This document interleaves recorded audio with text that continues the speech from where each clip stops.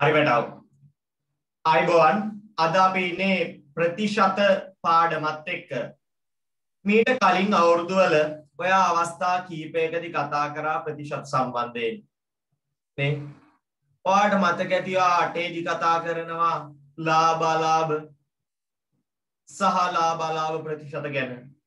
9 දී ඔයා කතා කරනවා වට්ටම් කොමිස් මේවා සම්බන්ධයෙන් ඔයා කතා කරානේ. දැන් 10 ශ්‍රේණියේදී ප්‍රතිශත එනවා. ප්‍රතිශත පාඩමේ වැදගත්කමක් තියෙන්නේ මේකෙන් අනිවාර්යයෙන්ම සෙකන්ඩ් පේපර් එකේ ගාණක් එනවමයි. සෙකන්ඩ් පේපර් එකේ මුල්ම ගාණ එන්නේ මේකෙන්මයි. පාවලිවල ලියනකම් මෙහෙමයි. මුල්ම ගාණ උනේ නැතත් දෙවෙනි ගාණ තුන්වෙනි ගාණ විදියට හරි මේ ගාණ එනවමයි. අපිට හැම පාඩමක් ගැනම එහෙම කියන්න බෑ. හැබැයි මේ පාඩම ගැන අපිට එහෙම වගේ කියන්න පුළුවන්. මේකෙන් අනිවාර්යෙන් ගැටලුවක් සෙකන්ඩ් පේපර් එකට එනවමයි. හොඳයි. දැන් මේ අවුරුද්දේ මොනවද බලමු අපිට ප්‍රතිශත පාඩම යටතේ කතා කරන්න තියෙන්නේ කියලා. ප්‍රතිශත ගැන කතා කරන්න ගියාම අපිට තියෙනවා පුතේ ප්‍රධාන වශයෙන් වර්ග දෙකක්. එකක් තමයි අපිට කතා කරන්න තියෙන්නේ බදු. අනිත් එක අපිට කතා කරන්න තියෙනවා පොලිය. පොලිය කියන එකේ මේ අවුරුද්දේ අපි කතා කරනවා සුළු පොලිය කියන මාතෘකාව ගැන විතරක්. පොලිය කියන එකේ අපි මේ අවුරුද්දේ කතා කරනවා සුළු පොලිය කියන මාතෘකාව ගැන විතරක්. බදු වල අපි මාතෘකා හතරක් කතා කරනවා. ඒ තමයි වරිපණම්, ඊට පස්සේ VAT, මම මේවා පැහැදිලි කරන්නම් පස්සේ value added tax, ඊට පස්සේ තීරු, ඊට පස්සේ ආදායම්. මෙන්න මේ කියන බදු හතර ගැනත් අපි කතා කරනවා. මේ හැම ප්‍රතිශත කතාවක්ම දුවන්නේ වැටව. මේ හැම ප්‍රතිශත කතාවක්ම දුවන්නේ අච්චරකට මෙච්චරයි නම් මෙච්චරකට කොච්චරද? අච්චරකට මෙච්චරයි නම් මෙච්චරකට කොච්චරක්ද කියන කතාවත් එක්ක. අපි කලින් අවුරුදු වලදී එහෙමයි. ඒ කියන්නේ 100ට ගාන දීලා තිනවා. 100ට 10යි නම් 5000ට කීයද? ප්‍රතිශතේ දීලා තියෙද්දි ප්‍රමාණය හොයනවා. 5000න් 2000ක් ප්‍රමාණි දීලා තියෙනවා. 100ට කීයද? ප්‍රතිශතය හොයනවා. මේ හැම ප්‍රතිශත ගානකම තියෙන්නේ ඔය කතාව තමයි. ඔය කතාව විතරමයි. මොකද වෙන්නේ ඒවා දෙන්න නෑ. ඔය කියන සම්බන්ධතා දෙක අපේ ඔළුවේ තියෙනවා නම් අපිට පුළුවන්කමක් තියෙනවා මේ ප්‍රතිශත කතාවට යන්න. හැම කතාවකටම යන්න කලින් මම මුලින්ම අච්චු පොතට ගිහිල්ලා අපේ පුනරීක්ෂණ අභ්‍යාසයෙන් ගණන් කීපයක් හදන්න බලනවා. ඒකෙන් ඔයාට මේ ප්‍රතිශත කියන්නේ මොකක්ද කියන එක ගැන අවබෝධයක් ලැබෙනවා. ගන්න අච්චු පොත පාඩම ප්‍රතිශත.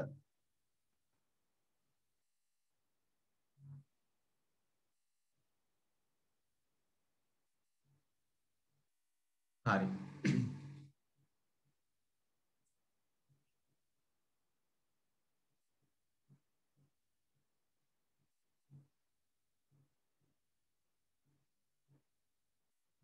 අපි දැන් පාඩම් ඉවර වෙගෙන යනවා.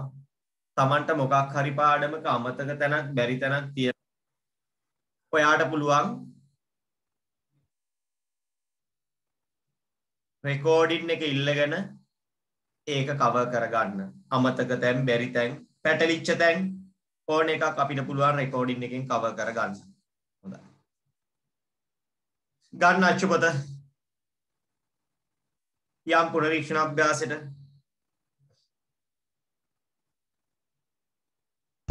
සර් මේක ලියා ගන්නද? නෑ මුකුත් ලියන්නේ නෑ අපි. අපි නෝට් එකට යන් ඊළඟට. ඊළඟ නෝට් එක මම පිළිවෙලට දෙන්නම්.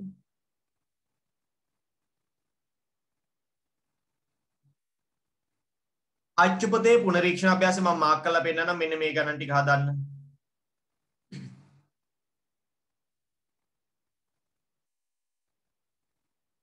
පිටු අංක 137. පිටු අංක 137 මාත් ෂෙයා කරන්නම්.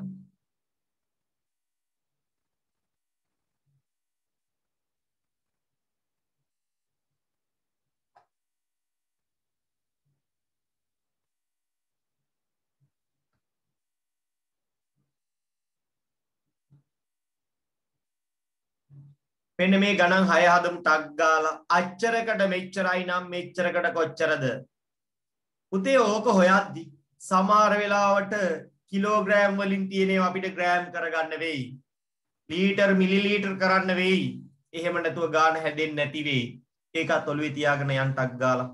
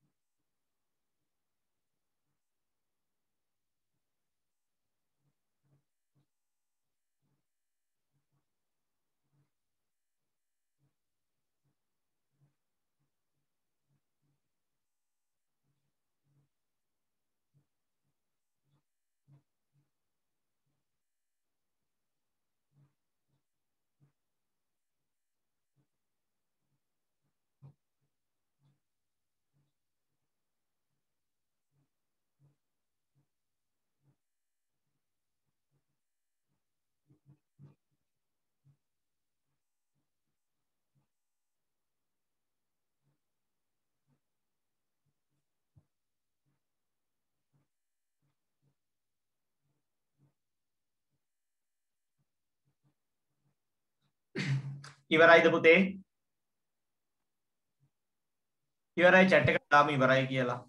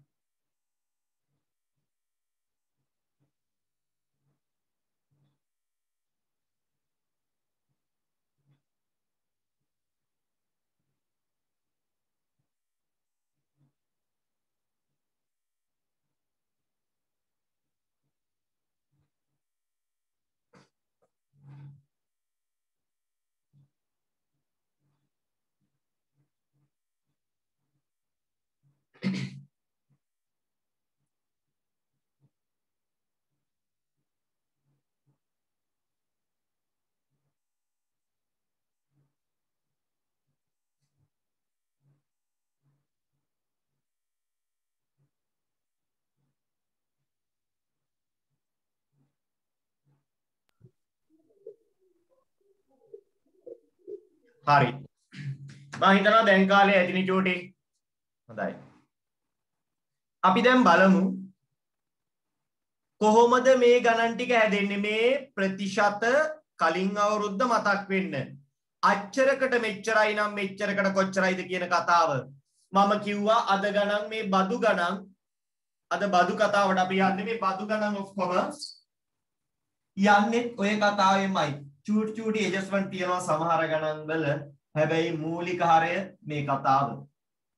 අපි ඊළඟට එතෙන්ට යමු බදු වලට. අපි දැන් කතා කරමු මේ ප්‍රතිශත පොදුවේ හැදෙන්නේ කොහොමද කියලා. පළවෙනි එක. රුපියල් 50ක් රුපියල් 200ක ප්‍රතිශතයක් විදියට කියන්නේ. 50 200ට 50යි නම් 100ට කීයක්ද? ඕකනේ ප්‍රතිශත කියලා අහන්නේ. 100ට 25යි. හොඳයි.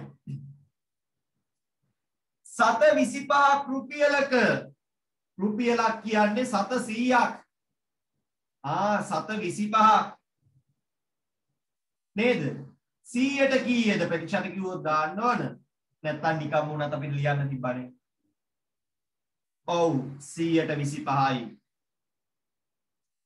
ඊට පස්සේ චූටි වලට කියනවා ග්‍රෑම් 50ක් කිලෝ එකක. දැන් අවුලක්. කිලෝ එකක් නෑ ඒකත් ග්‍රෑම් කරන්න.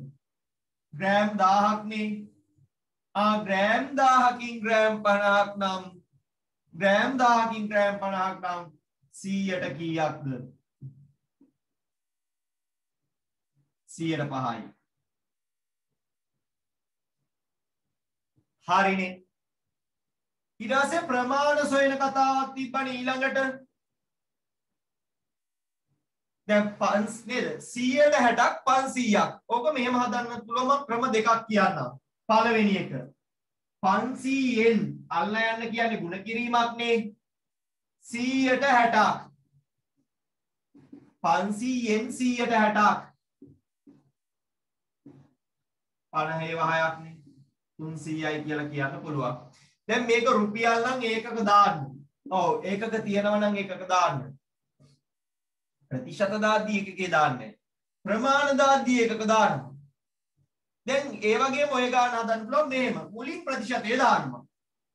100ට 20ක් නම් ඊළඟ ගන්න බලන්න. 100ට 20යි නම් කිලෝමීටර 250න් කොච්චරක්ද? අච්චරකට මෙච්චරයි නම් මෙච්චරකින්. ඕක කලින් මේක ලියනවද පස්සේ කලින් නේද? 500 කලින් ලිව්වද පස්සේ ලිව්වද කියලා අවුලක් වෙන්නේ නැහැ. මේක මාරුණා කියලා අවුලක් නැහැ. Tamanට පහසු විදියට ගන්න. අච්චරකට මෙච්චරයි නම් මෙච්චරකට කොච්චරයිද? දෙකේව 25ක් 50ක් දැන් ප්‍රතිශත නෙමේ ඒක කියනවා කිලෝමීටර්. ලීටර් දෙකෙන් 100ට 3ක් 100ට 3යි නම් ලීටර් දෙකක් කියන්නේ 2000ක් මිලිලීටරයි. 20 3 60ක් මිලිලීටර. ඔන්න චූටි අපිට අච්චරකට මෙච්චරයි නම් මෙච්චරකට කොච්චරයිද ගත්තා. කැපෙනවා උඩ යට බිංදු වලට බිංදු කැපෙනවා. ඊට අමතරව චක්‍රයෙන් සෙට් වුණොත් ඒත් කපන්න අපිට එතකොට ලේසි. දාන්න අඩුපාඩු තියෙනම් එතකොට මට යන්න පුළුවන් අද පාඩමට.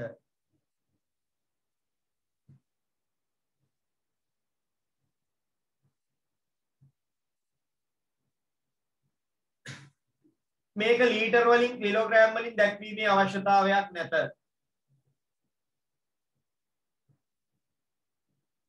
ඒකකේ Tamanට එන එක තිබ්බහම ඇති ගානේ අහලා නැහැ. ගානේ අහලා නැහැ.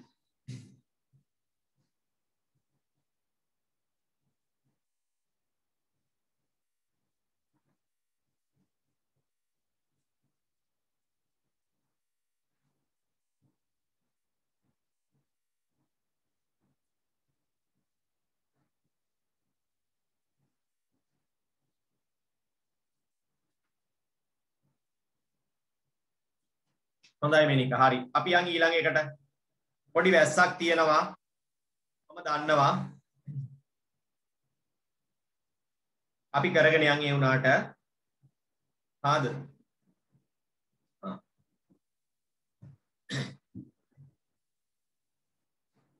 මම කියවනේ දැන් අද තියෙන්නේ බදු කියලා. මම කිව්වා බදු හැදෙන්නේ මෙහෙමයි කියලා. බදු ගැන කතා කරද්දී මම කිව්වා බදු වර්ග තිබ්බා. මොකටද මේ බදු? කවුද මේ බදු ගන්නේ? උතේ ඕනම රටක ඒ රජය බදු ගන්නවා. ඇයි බදු ගන්නෙ?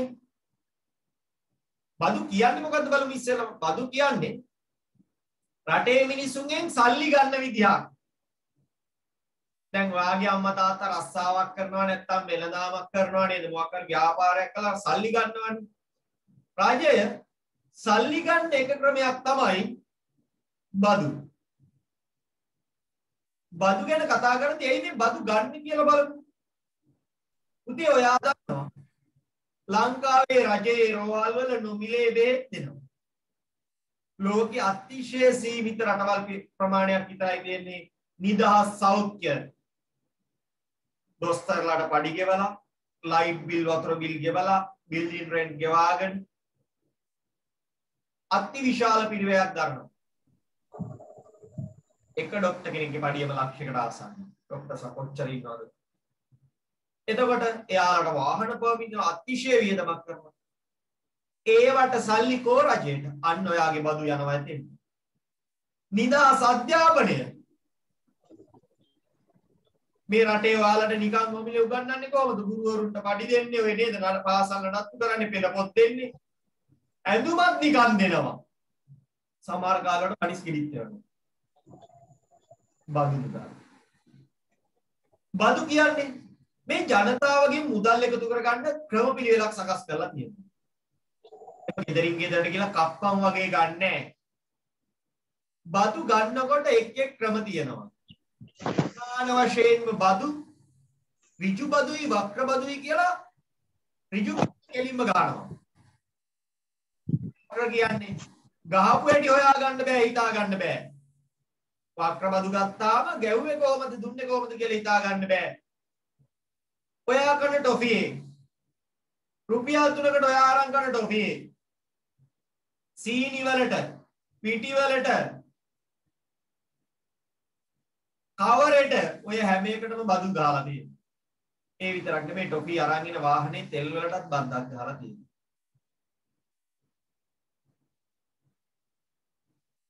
එතකොට මොකක්ද කරන්නේ?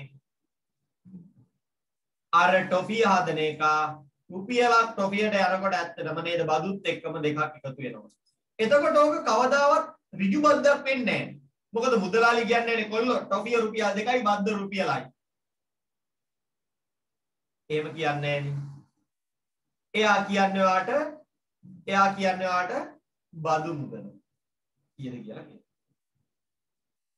sorry ටොෆිය මුදල කීයද කියලා කියන බදු මුදල කියන්නේ. හැබැයි බදු මුදල කියනවා කවුද? අන්න බදු මුදල කෙලින් කියන අය ඍජු බදු ගන්න අය වෙනවා. මම කිව්වා ඍජු බදු වර්ග 4ක් තියෙනවා. ඍජු බදු වර්ග 4ක් තියෙනවා. මොනවද? අපි දැන් ඊළඟට කතා කරන්න යන්නේ මේ ඍජු බදු ගැන. නෝට් එක ඊළඟට ලියමු. දැන් චුට්ටක් ආයෙත් අහගන්න. මොනවද මේ ඍජු බදු වර්ග? ඍජු බදු ගත්තාම වරිපණම් කියලා තියෙනවා. වැට් එකතු කළාගේ මත බද්ද. ඒ කියන්නේ මුළු බිලටම බද්දක් ගන්නවා.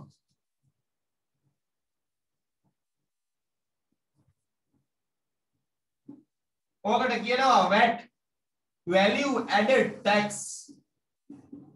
tax කියන්නේ බද්ද කියන්නේ. tax බදු කියලා කියන්නේ tax කියන්නේ බද්ද කියන්නේ. එකතු කළාගේ මත බද්ද. තීරු බද්ද සහ අවශාන වශයෙන් මොකක්ද අපි කියනවා ආදායම් බද්ද. මීට අමතරව තව බදු තියෙනවද? තියෙනවා. තව තියෙනවා. මොනවද? NBT ජාතිය ගොඩනැගීමේ බද්ද. ඔය කීමේ නොකී සෑහෙන්න තියෙනවා. වාහන ගන්නකොට වාහන ආදායම් බලපත්‍ර වලින් ආදායම් බද්ද ගන්නවා. ඉස්සර කාලේ නම් සුද්දෝ නේද? බලු බද්දකුත් ගහලා තියෙනවා. බල්ලෙක් ඇති කරනකොටත් බද්දක් ගෙවන්න ඕන බලු බද්ද. අයියාලා පුරාන් අප්පු ෆිල්ම් එකේ සින්දු හොයන් බලන්න. ඒකේ කියනවා. කොහම ගියොත් නේද? කිරි දෙන අම්මලාගේ කිරි වලටත් බද්දක් ගහයි කියලා. ලංකාවේ සාමාන්‍යයෙන් ටිකක් බදු වැඩි රටක් විශේෂයෙන්ම වාහන වගේ ඒවා ගත්තාම. හැබැයි ලංකාව සුවිශේෂී රටක්. නිදහස් අධ්‍යාපනය, නිදහස් සෞඛ්‍ය තියෙනවා. මම නම් හිතනවා වාහන වල ගාන අඩු කරලා සල්ලි වලට බෙහෙත් ගන්න දෙනවට වඩා වාහන වල ගාන වැඩි කරලා බෙහෙත් නිකන් දෙන එක වටිනවා. මොකද පුතේ සමහර ඔපරේෂන් ලක්ෂ 50 60 ඒවා නොමිලේ කරනවා. කල් යනවා. මතක තියාගන්න. කවදාවත් රජයේ රෝහලක මැරෙන්න දෙන්නේ නැහැ. කට්ටිය කියනවා නෑ මෙහෙමයි මෙච්චර කාලෙකි. පුතේ රජයේ රෝහල් වලට ගියාම ඔපරේෂන් කරන තියටර්ස් වර්ග දෙකක් තියෙනවා. මම කලින් බයෝමෙඩිකල් ඉංජිනේරින් කරේ මම පැහැදිලිවම දන්නවා. ඔය තියටර්ස් වල නැත්නම් එකම තියටර් එකක් තිබ්බත් ඕකේ ලිස්ට් දෙකක් යනවා. එකක් රූටින් එක. ඒ කියන්නේ කලින් සකස් කරන ලද පිළිවෙලකට යන එක. අනිත් එක ඉමර්ජන්සි. ඔය ලිස්ට් එකේ ඉන්න හදිස්සි වෙන අය ඇදලා ගන්නවා ඉමර්ජන්සි කේස්. රජයේම. ඒක කාගේ කවුද බලයේ ඉන්නේ කියන එක නෑ රජයේ ප්‍රතිපත්තිය එකයි. රෝහල් හදලා තියෙන්නේ එහෙමයි. හරි. එතකොට නිදාස් සෞඛ්‍ය නිදාස් අධ්‍යාපනය වගේ වට මුදල් ඊට අමතරව රටක තවත් පුනරාවර්තන වියදම් තියෙනවා. මොනවද පුනරාවර්තන? නැවත නැවත යෙදෙන ඒවා. ඒ කියන්නේ ඔයාගේ අම්මා ගයක් හදලා ලබන අවුරුද්දේ ගයක් හදන්නේ නැහැ. ඊළඟ අවුරුද්දේ තව ගයක් හදන්නේ නැහැ. හැබැයි අර හදපු ගෙදර පේන්ට් කරන්න, ජනෙල් පොලිෂ් කරන්න නේද? බිම පොලිෂ් කරන්න නැවත නැවත යන වියදම් තියෙනවා. අන්න ඒවට කියනවා පුනරාවර්තන වියදම්. රටක පාරවල් හදලා, බෝක්කු හදලා මේවා නඩත්තු කරන්න රජයට සල්ලි ඕන තවත්. අන්න පුනරාවර්තන වියදම්. මේ බදු වලින් ඔය කියන ඒවා කවර් වෙනවා. හරි. හොස්පිටල් ගත්තත් පුනරාවර්තන හොස්පිටල් එකේ දවසේ පඩි ගෙවන්න බෙහෙත් දෙන්න පුනරාවර්තන වියදම්. හරි. ඉස්කෝලයක් දැම්මට පස්සේ දාන්න යනවා මූලික එකක් ඊට පස්සේ ළමයින්ට පොත් දෙන්න නේද ඇඳුම් දෙන්න ගුරුවරුන්ට පඩි දෙන්න නැවත එන වියදම් මේවා ආයෙත් ඒ වියදම එනවා පුනරාවර්තන වියදම්. හරි. හොඳයි. අපි යනවා ටියුට් එකේ බදු කියලා තියෙන තැනට. අපි ලියනවා මෙන්න මෙහෙම. බදු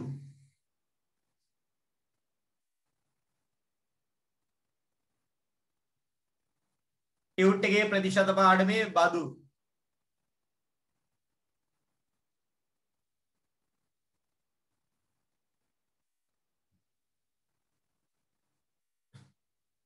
ඕනෑම රටක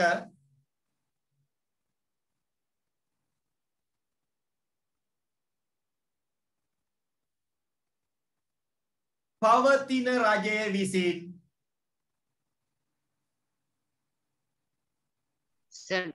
නෝට් එකද කියන්නේ? ඔව් බදු කියන තැන නෝට් එක. සර් පොඩ්ඩක් ආයි මුලින්ම පොඩ්ඩක් කියන්නකො මම කට්ටුනා සර්. ඕනෑම රටක පවතින රජය විසින්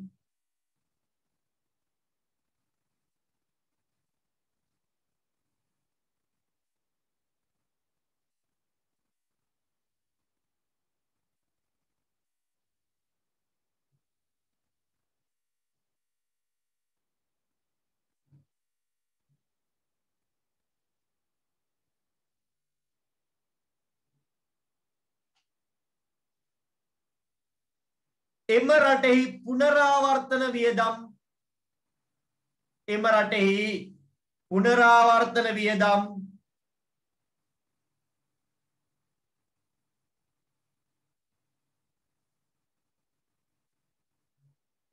පියවා ගැනීමට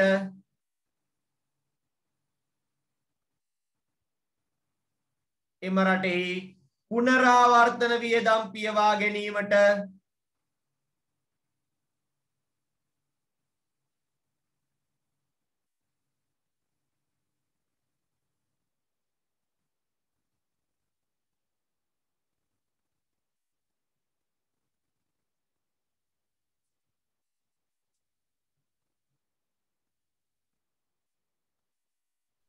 සර් පියවා ගැනීමට එම රටෙහි පුනරාවර්තන වියදම් පියවා ගැනීමට රටේ ජනතාවගෙන්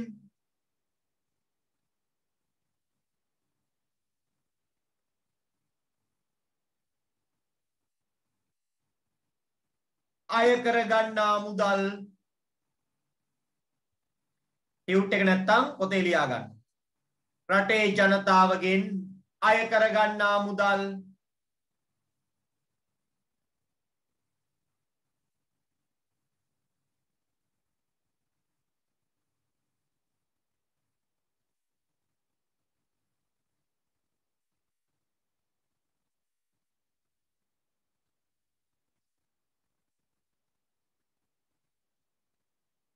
බදු මුදල් ලෙස හඳුන්වයි.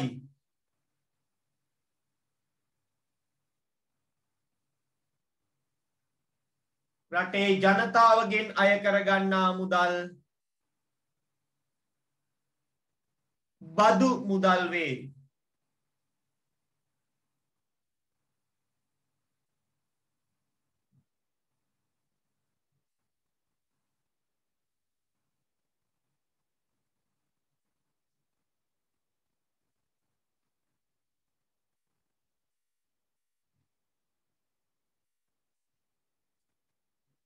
ඊළඟට එතනම ලියා ගන්න අලුත් වාක්‍යයක්.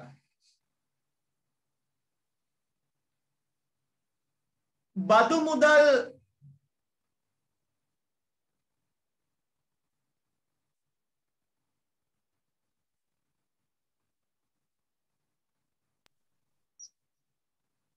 ප්‍රතිශත ලෙස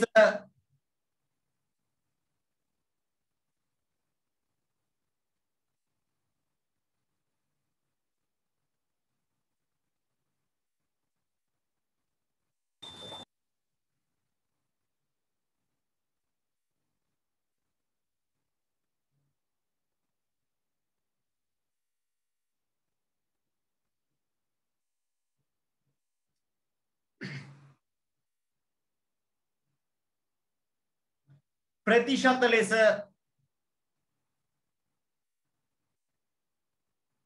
අය කරන අතර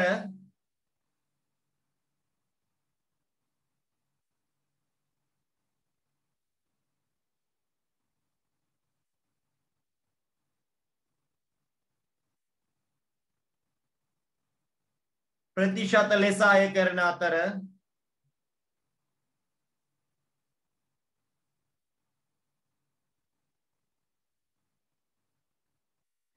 වක්‍ර බදු හා ඍජු බදු ලෙස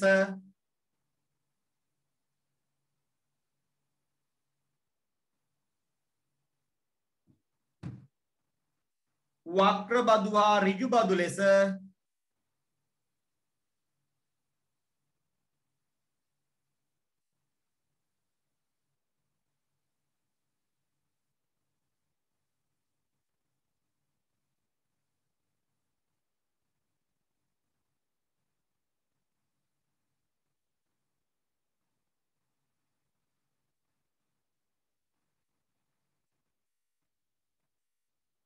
බදු වර්ග කෙරේ.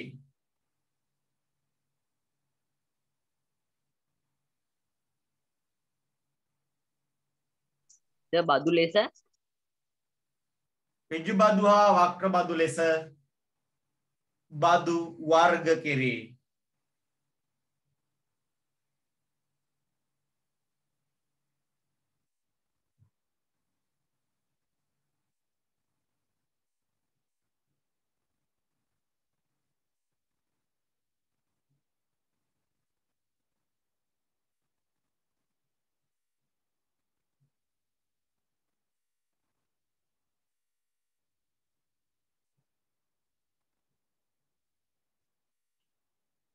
හරි. ඊට පස්සේ පුතේ මාතෘකාවක් තියෙනවා ඍජු බදු කියලා. එතන යටින් මෙන්න මෙහෙම ලියන්න.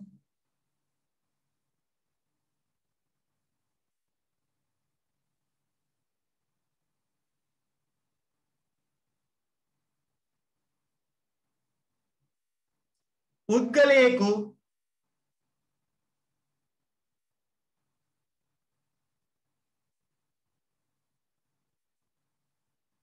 රජයට කෙලින්ම ගෙවිය යුතු බදු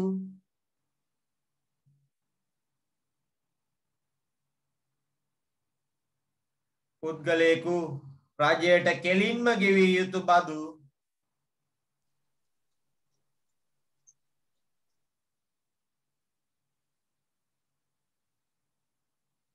ඍජු බදු වේ.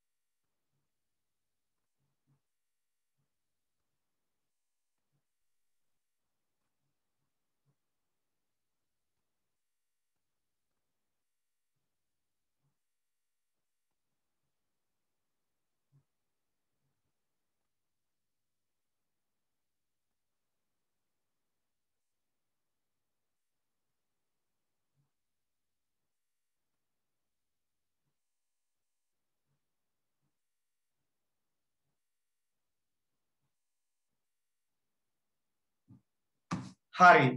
මේ ටික ලියන්න එතන යටින්. වරිපණම් එකතු කළ අගේ මත බදු, තීරු බදු සහ ආදායම් බදු. සර් ඍජු බදු එකේද? ඔව් ඍජු බදු යට.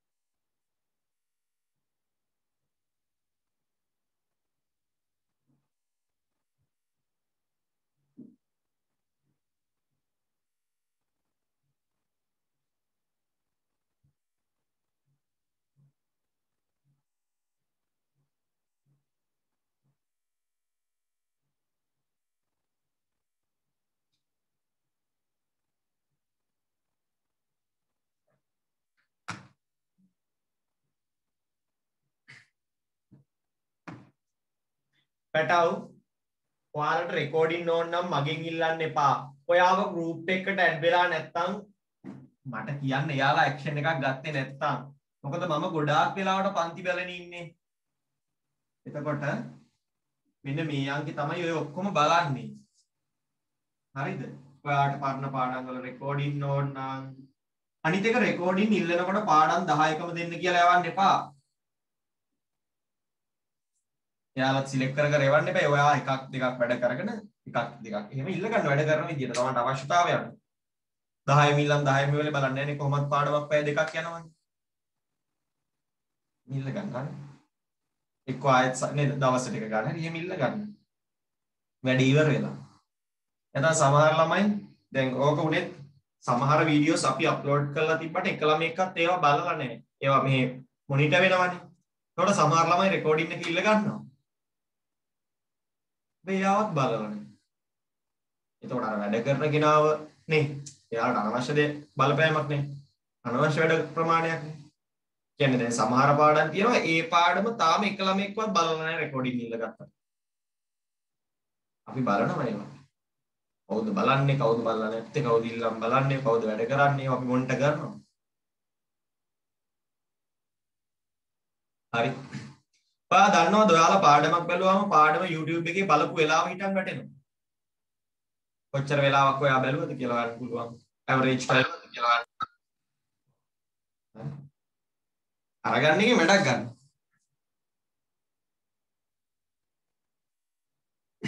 හරිද? මොකක් හරි ඇහෙන එකේ අවුලක් තියනවද සිග්නල් වල අවුලක් තියනවද අද? නෑ සර්. නෑ සර්. හරි කියලා. හොඳයි. අපි යනවා වරිපණම් වලට. WhatsApp එකේ මැසේජ් එකක් දාන්න ඔයාගේ අවශ්‍යතාවය යාට. හරි. වරිපණම්.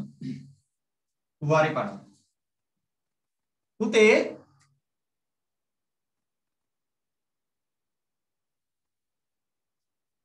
වරිපණම් ගැන කතා කරනකොට මේ වරිපණම් කියන්නේ ඍජු බද්දා. මේ වරිපණම් බද්ද අය කරන්නේ පළාත් පාලන ආයතන. ඒ කියන්නේ මධ්‍යම රජයෙන් නෙමෙයි. මධ්‍යම රජය කියලා පාර්ලිමේන්තුවේ පාලනය වෙන්නේ. ඒ රජයෙන් නෙමෙයි මේ බද්ද ගන්න. පළාත් පාලන ආයතන. ඒ කියන්නේ ප්‍රාදේශීය සභා නගර සභා පළාත් සභා නෙමෙයි. පළාත් පාලන ආයතන කියන්නේ ප්‍රාදේශීය සභා නගර සභා. එයාලා තමයි ඔයාලගෙන් මේ බද්ද ගන්නෙ. කොහොමද මේ බද්ද ගන්නෙ? ඇයි මේ බද්ද ගන්නෙ? එයාලටත් තියෙනවා තමන්ගේ බල ප්‍රදේශයේ පහසුකම් සපයන්න නේද? වතුර දෙන්න ඕන, ලයිට් බලන්න ඕන, ගපාරවල් වල සුද්ධ කරන්න ඕන දැකලා ඉතින් නේද? මදුරුවෝ ඉන්නවා නම් මදුරු තෙල් ගහන්න ඕන, දුම් ගහන්න ඕන, කුණු ගෙනියන්න ඕන. මේ සියල්ල පාලනය වෙන්නේ නගර සභාවෙන්. එතකොට කොහේවට සල්ලි? ඒවට සල්ලි ගන්නේ ඔයාලගෙන් වක්‍රව ලැබෙන මුදල්. ඒ කියන්නේ වක්‍රවාදයේ මේ යන ඍජු බදුනේ කෙලින්ම ගන්න මුදල් යාලා පාවිච්චි කරනවා. හැබැයි ඔයාලා දන්නේ නැහැ කෙලින්ම මේකට දෙනවා කියලා. ඒවා ඔයාලගෙන් අරන් වක්‍රව අරයලට දෙනවා. හැබැයි ඔයාගෙන් කෙලින්ම ගන්නවා මේකට කියලාම ගන්නවා. එතකොට ඔයා කියන්නේ මේ බද්ද මෙහෙම ගත්තොත් සාධාරණයි. දැන් ඔන්න ලේන් එකක් තියෙනවා.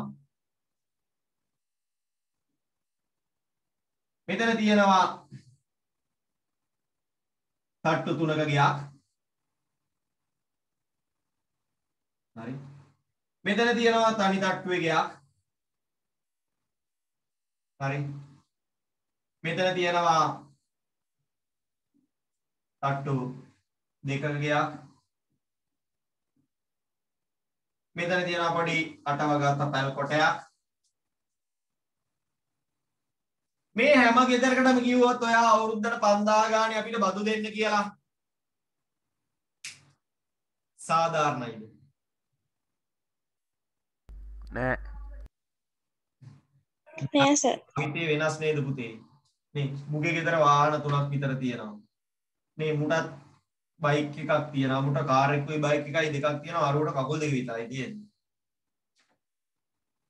මොකද එයාගෙන් පාරට වෙන හානිය එයාගෙන් පද්ධතියට වෙන හානිය එයාගෙන් හරි අඩුයිනේ. එතකොට මේකට ක්‍රමයක් ඕන වුණ හින්දා රජය කියනවා අපි බදු ගන්නේ මිනිස්සුන්ගේ ඉඩම් වලින්, ව්‍යාපාරික ස්ථාන වලින්, ගොඩනැගිලි වලින්. ඉඩම් වලින් ගොඩනැගිලි වලට අදාළව තමයි බදු ගන්න. එතකොට ගිහිල්ලා බලනවා ගොඩනැගිල්ලේ හෝ ඉඩමේ දීපලේ වටිනාකම. ඒ දීපලේ වටිනාකම එයා කියනවා මේක කෝටි 3ක් වටින ගයක් කිව්වට ඕකට වාර්ෂික වටිනාකමක් එයා හදනවා. ඕකේ වාර්ෂික වටිනාකම ලක්ෂ 3යි. එයා වාර්ෂික වටිනාකමක් තක්සේරු නිලධාරියෙක් කියවිලා වාර්ෂික වටිනාකමක් කියන්නේ. ගොඩනැගිලි වටිනාකම වෙන එකක්. හැමෝටම කියන ඔයාගේ වාර්ෂික වටිනාකම මෙච්චරයි මෙච්චරයි මෙච්චරයි මෙච්චරයි කියලාගෙන කියනවා. අවුරුදු කීපයකට සැරයක් තමයි ඕක වෙනස් වෙන්නේ. එතකොට දැන් මෙයාට කියන වාර්ෂික වටිනාකම ඔයාගේ ලක්ෂ 3යි.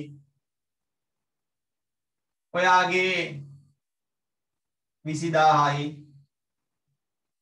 ඔයාගේ 80000යි. ඔයාගේ 5000යි. වාර්ෂික වටිනාකම. දැන් කියන ඕකට 100ට ගානක්. ඒක තීරණය කරන්නේ නගර සභාව, නගරාධිපති පාලන මණ්ඩලයේ තීරණය අපි 5%යිද 6%යිද ගන්න. අපි කියමු 6%යි කියලා. එහෙනම් මේ ලක්ෂ 3ක් තියෙන කෙනා හොඳට අහගන්න ලක්ෂ 3ක් තියෙන කෙනා ඕකෙන් 100ට 6යි ගෙවන්නේ. 3000 වහයක් රුපියල් 18000ක් එයා ගෙවනවා. මේ නගර සභා හරිම නම්මිශීලී යාලා කියනවා ඔයාට එක සැරේ ගෙවන්න අමාරු නම් ඔයා කොටස් වශයෙන් ගෙවන්න. කාර්තු වශයෙන් ගෙවන්න කියනවා. මොන වශයෙන්ද? කාර්තු. පුතේ කාර්තුවක් කියන්නේ මාස 3ක්. වසරට කාර්තු කීයක්ද එතකොට? 4යි. අවුරුද්දට කාර්තු 4යි. අවුරුද්දට කාර්තු 4ක් තියෙනවා. එතකොට එයා ඔයාට කියන්නේ කාර්තු වශයෙන් ගෙවන්නකො. අවුලක් නැහැ කියන්නේ. පටල ගන්නවා ගොඩක් ළමයි ඉස්කෝලේට වාර 3යිනේ. කාර්තුවක් අවුරුද්දට කාර්තු 3යි කියලා. එහෙම නැහැ. මොකද නගර සභා ප්‍රාදේශ සභා කියන්නේ ඉස්කෝල නෙමෙයි. ඒ හින්දා කාර්තු 4ට බෙදා ගන්න ඕනේ. එහෙනම් කාර්තුවක ගාන ඇහුවොත් ඔන්න ඕක විතරයි අර මං කිය සමහර ප්‍රතිශත ගණන් වල පොඩි වෙනස් ගැජට් එකක් එනවා කියලා. මේකේ මේ කාර්තු කතාව ආවා. හැම බදු වර්ගෙමින් නෑ මේකේ ආදායම් බදු වල විතරයි චූටි චූටි වෙනස්කම් එන්නේ. ඉතුරු අච්චරට මෙච්චරයි නම් මෙච්චරට කොච්චරද සීන් එකේමයි දුවන්නේ. කාර්තුවක් 4න් බෙදලා හොයා ගන්න පුළුවන්. ඒ කියන්නේ අවුරුද්දට කාර්තු 4යි. මුළු වටිනාකම ගිල්ලින් එකේ කෝටි 3යි නම් ලක්ෂ 3යි කියන වාර්ෂික වටිනාකම අපි හොයන්නේ ගාණි දෙනවා. මොකද ඒක කරන්නේ රජයේ තක්සේරු නිලධාරියෙක් ගිහිල්ලා ඒක අපි දන්නේ නැහැ. මොකද මම මේ කතාව කිව්වේ සමහර ගණන් වල දෙනවා වටිනාකම ලක්ෂ 60ක් වන වාර්ෂික තක්සේරු වටිනාකම රුපියල් ලක්ෂ 2ක් වන බිල්ඩින් එකක්. අන්න ළමයි පටල ගන්නවානේ මොකෙන්ද මේකෙන් ගන්න ඕන කියලා. අපි හැම වෙලේම ගානේ ගන්නේ වාර්ෂික තක්සේරු වටිනාකම. එහෙම නැතුව ගොඩනැගිල්ලේ වටිනාකම නෙමෙයි. එල ගොඩනැගිල්ලේ වටිනාකම නෙමෙයි. බයි.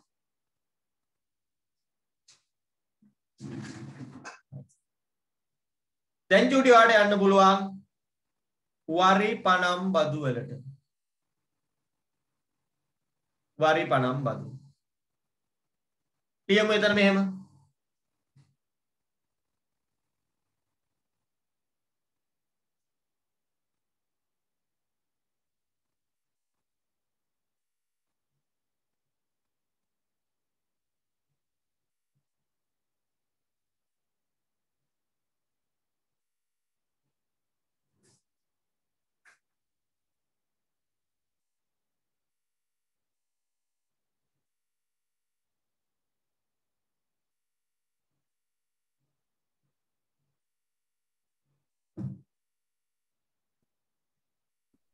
පළාත් පාලන ආයතන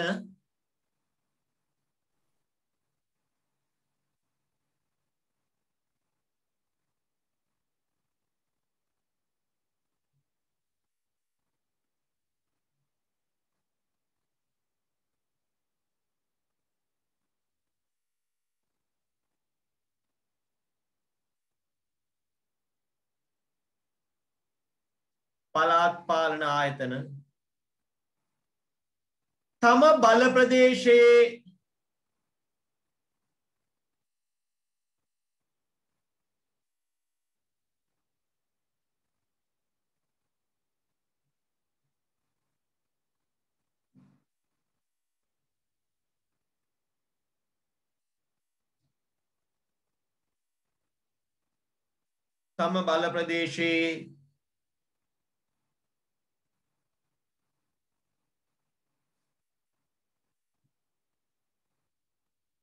වරි පනම් බදු වලට ලියන්නේ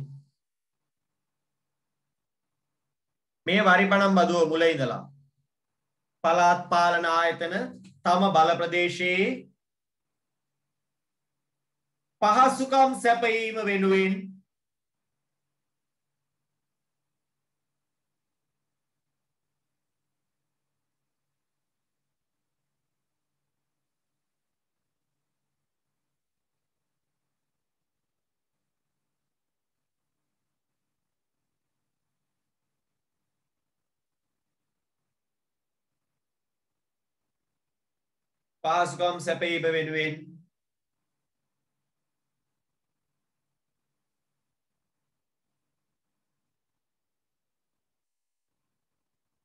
ප්‍රදේශය තුල පිහිටා ඇති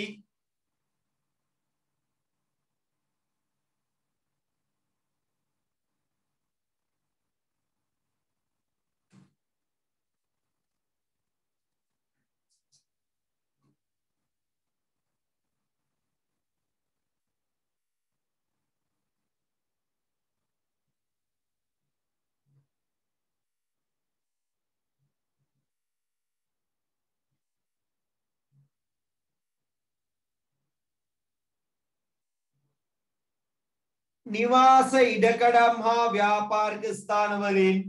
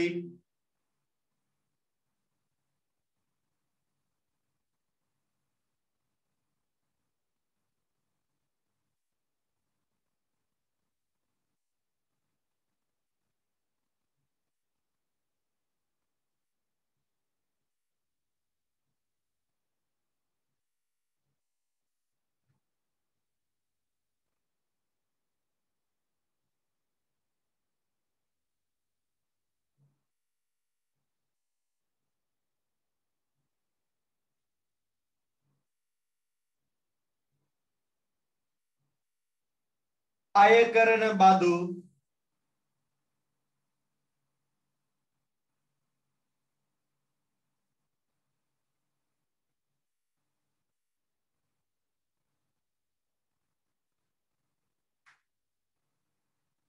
වරිපනම් බදුවේ අය කරන බදු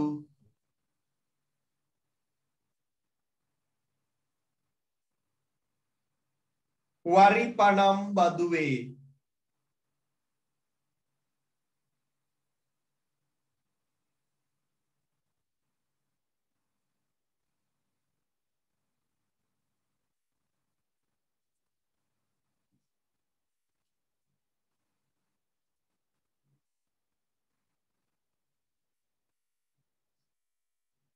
අය කරන බදු වරිපනම් බදුවේ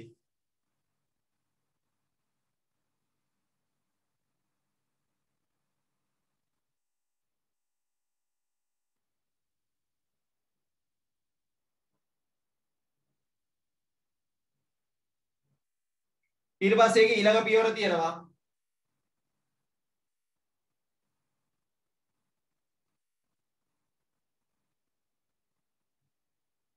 දීපලේ ඊළඟ විතර ලියන දීපලේ ඉඩ මදි වෙයි සමහර විට චූටියක් ලියන්න බෑ දීපලේ වාර්ෂික වටිනාකමින්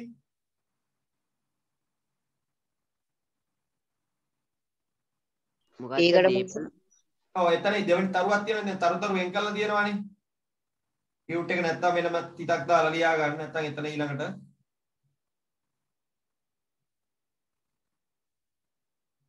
දීපලේ වාර්ෂික වටිනාකමින්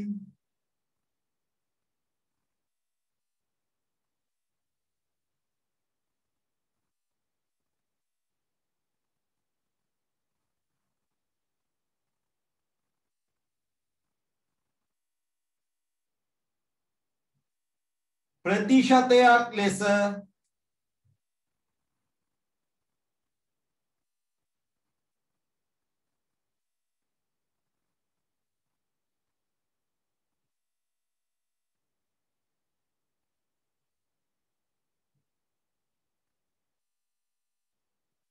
වාර්ෂික වටිනාකමින් ප්‍රතිශතයක් ලෙස වාර්ෂික තක්සේරු වටිනාකමින් ප්‍රතිශතයක් ලෙස බදු අය කරයි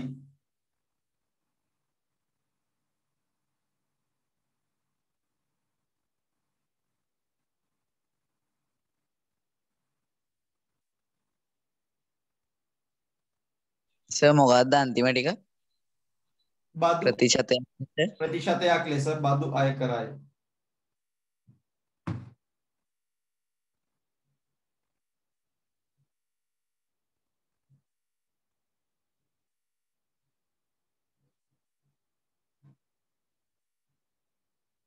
සර් බදු අය කරා එච්චර. ඔව් ඊට පස්සේ අන්තිම තරුව එතන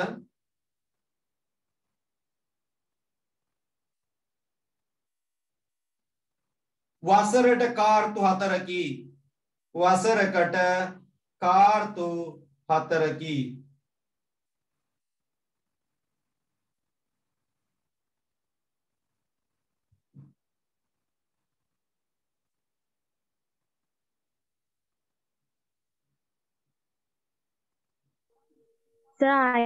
කියන්නකෝ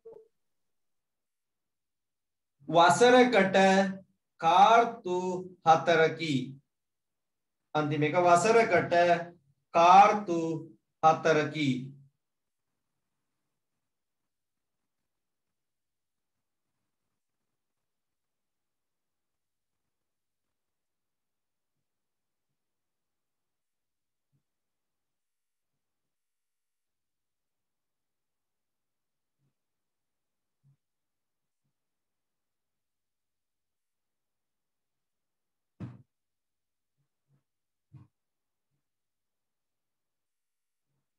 හරි යට ගණන් ටිකක් තියෙනවා අපි යම් බලන්නේ ගණන් හැදෙන හැටි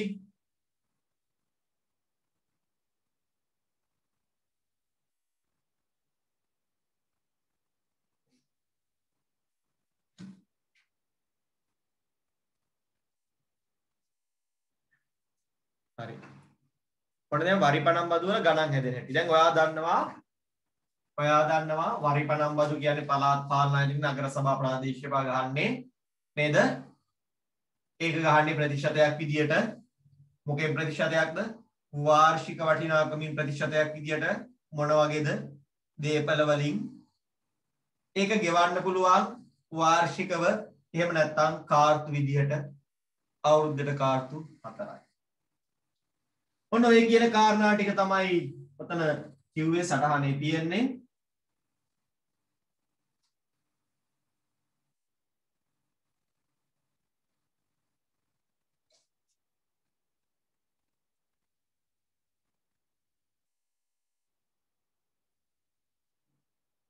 එතන මම ලියනවා මෙහෙම.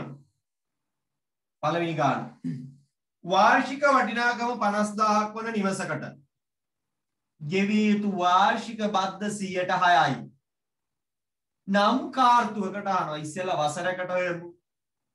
වසරට 106යි නම් දැන් අර පැත්ත මාරු කරලා ලියන්නද? 50000න් 106යි කියලා ලියන්නත් පුළුවන්. 106යි නම් 50000ට කීයද?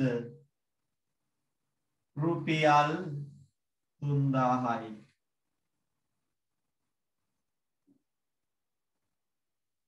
කාර්තුවට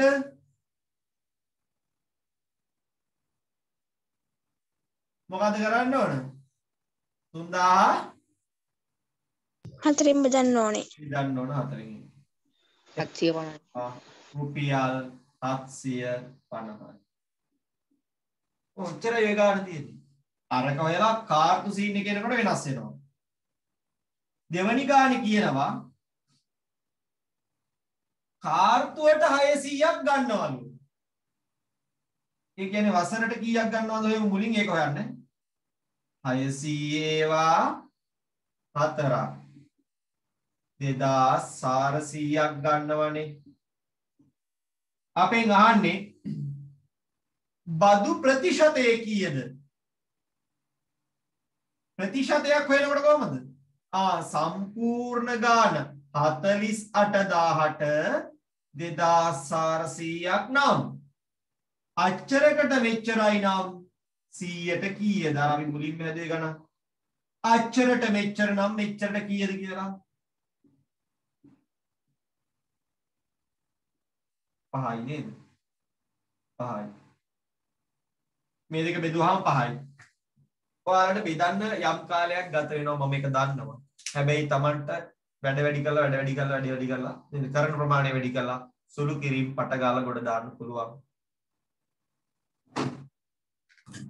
දාන්න ටියුට් එකේ ওই දෙක.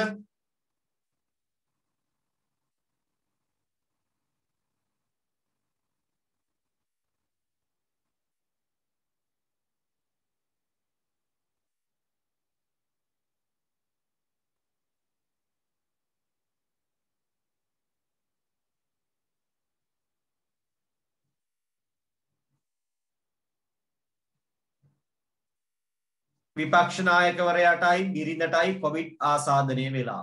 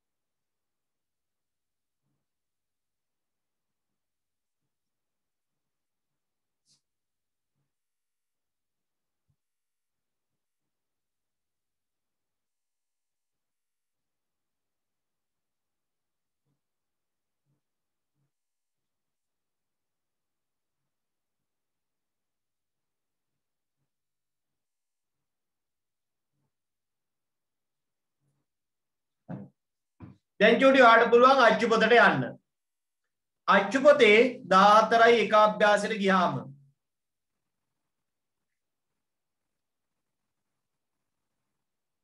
පිටු අංක 143 වැස්ස නැවතුණානේ.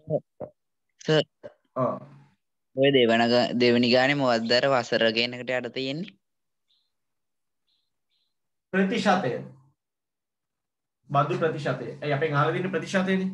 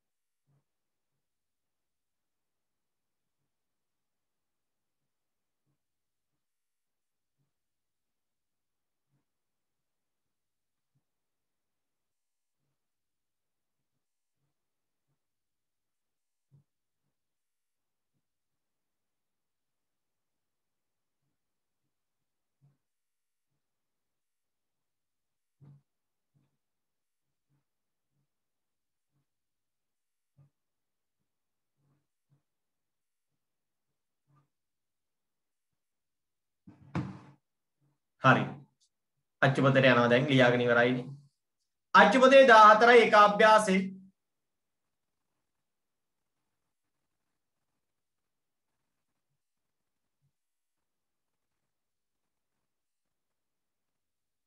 ඒක එපා.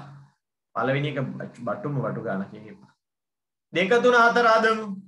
2යි 3යි 4යි. හොඳ 100න් හදමු.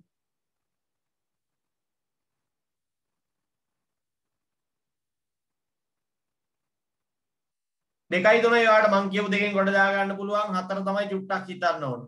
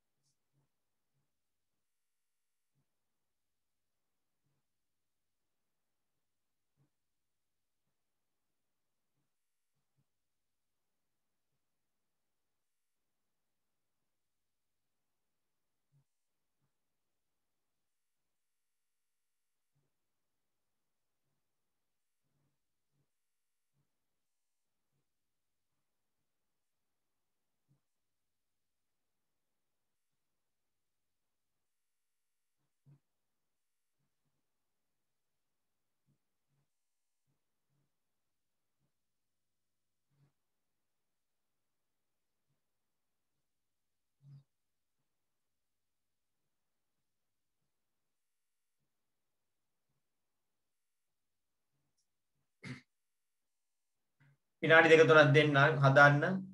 හොඳ 100න් ඉවරයි නම් ඉවරයි කියලා දාන්න.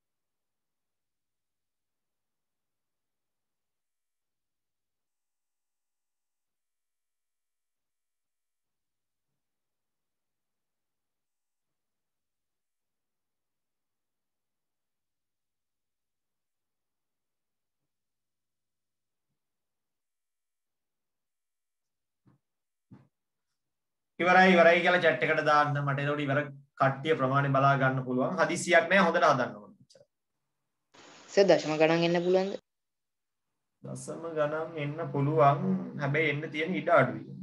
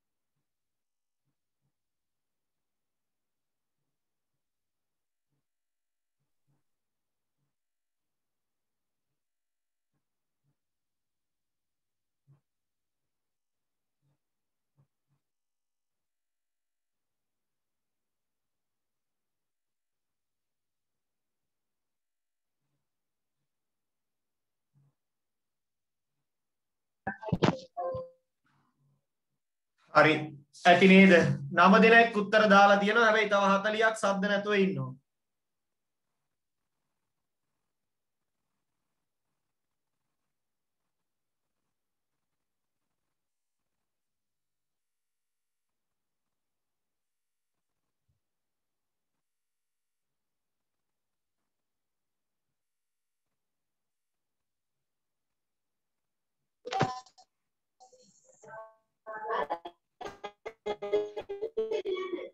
මයික් ඔෆ් කළා චූටි මයික් එක ඔෆ් කළා ගාන හදන්නකෝ Tamanට වෙලාව ඇති නම් ඇති කියලා හරි කියන්න අන්තිම එක තමයි අවුල් වෙලා තියෙන්නේ නම් හදන්න බැරි නම් ඇති කියලා කියන්න මට ඒකට හදාගෙන යන්න පුළුවන් ඉස්සරහට ඇති කියලා හරි දාන්න පුරුදු වෙන්න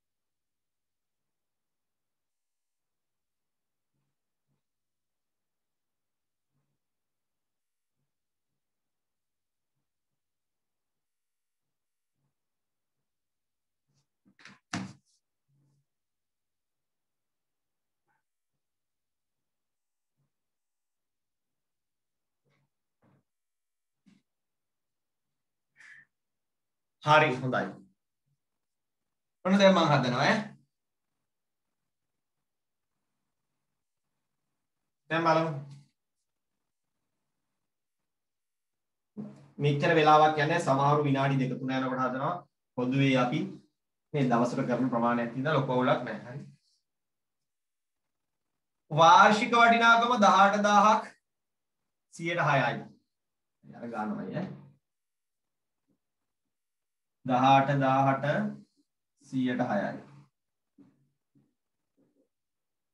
180 ඒවා 6ක් රුපියල් 1080යි කාර්තුවකට යන්නේ පුතේ ඊළඟට කාර්තුවට 1080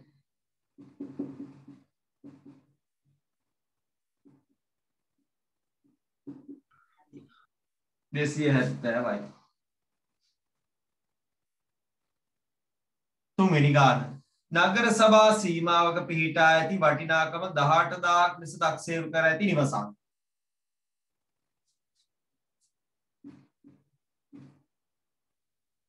ඒකට ගන්නවලු 270ක් ප්‍රතිශතය මම බලනවා වසරට කීයක්ද 270 වේවා 4ක් 1080යි මට කලින් ගානේ මතක් වෙනවනේ 1080 ප්‍රතිශතය 18000ට 1080යි නම් 100ට කීයද 18000ට 180යි නේද 10ට 1080යි නම් 100ට කීයද මේ කලින් ගානම තමයි අනිත් පැත්ත දීලා තියෙන්නේ අපිට 100ට 6යි 6යි ඒ 106ක් වුණා නම් 1080යි 18 10යි තමයි දීලා ඉන්නේ නැත්නම් හැදුවාම උත්තරෙත් එන්නේ ඔය 1080 180 මෙදුවාම නැත්නම් 108 18 මෙදුවාම අතර 108ක වරිපණම් බදු ප්‍රතිශතයක් අය කරන මහනගර සභාව සීමාවක් තුල පිහිටි හරිද බදු මුදල 1200ක් නම් මොන දැන් හතරවෙනි ගාන එතකොට පුතේ වසරට කොච්චරයිද බලමු 1200 4 4800ක්.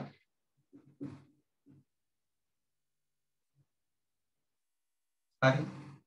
වාර්ෂික වටිනාකම අහන්නේ.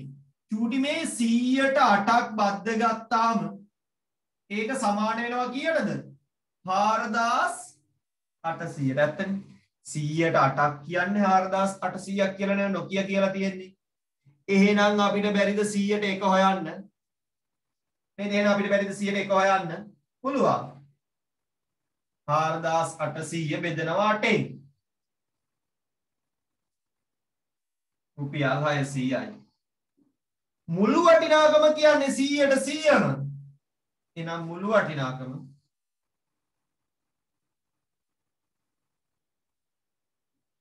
600 රුපියල් 60000යි.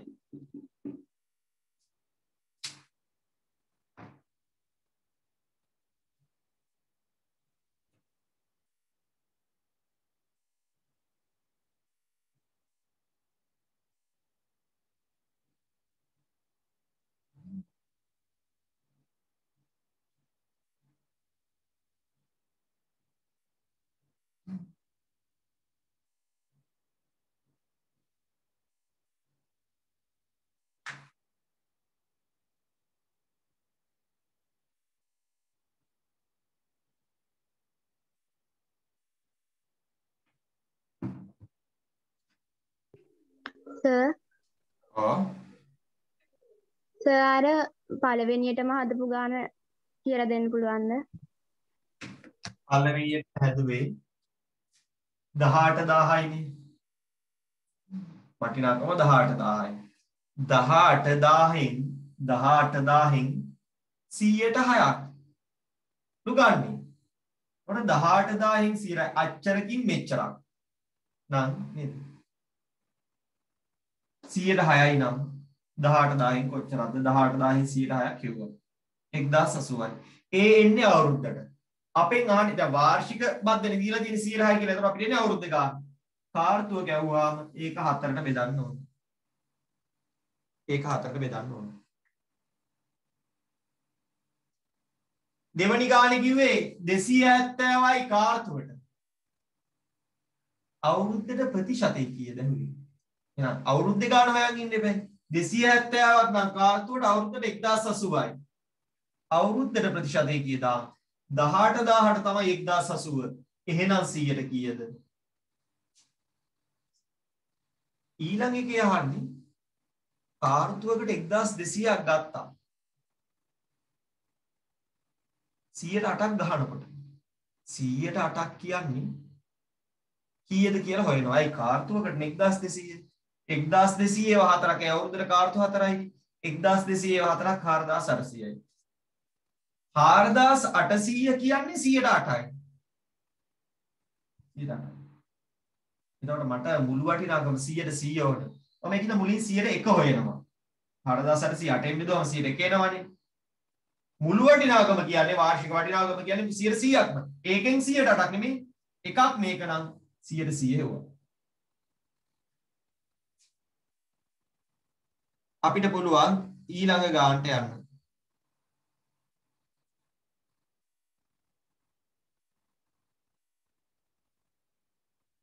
විනාඩියක් දෙන්නකෝ ඔක ලියාගන්න. ඊට පස්සේ අපි ඊළඟ ගානට යනවා. විනාඩි දෙකක් විතර දෙනවා. හොඳට හිතලා හදන්න මම පෙන්නන්න. ඕක තමයි ලොකු ගානක් ආවොත් එන්න පුළුවන්.